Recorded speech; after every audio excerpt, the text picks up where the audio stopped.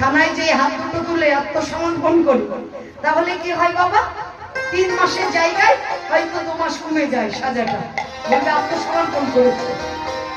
আমরা তো সবাই অপরাধী, তাই যদি হাত দুটো তুলে রাধারানীর চরণে রাধারানীর নামে জয়ধ্বনি করা যায় তাহলে রাধারানীর কৃপা তাড়াতাড়ি পাবেই পাবে। জয়রাধে। এই যে যারা এই খুঁটির চারটে মানে এই খুঁটিগুলোর বাইরে আছে বলছে জয়রাধে আমরা বাঁধবে, তাই না? না না, বৃন্দাবন কিন্তু অনেক বড় বড়। এই ধ্বনিটা যত দূরে যাবে তত দূর হচ্ছে বৃন্দাবন। তো সবাই মিলে হয় না, এই নামযজ্ঞ হয় কেন? গ্রামের মঙ্গলের জন্য। এই ধ্বনিটা যত দূরে যাবে তত দূর মঙ্গল হবে।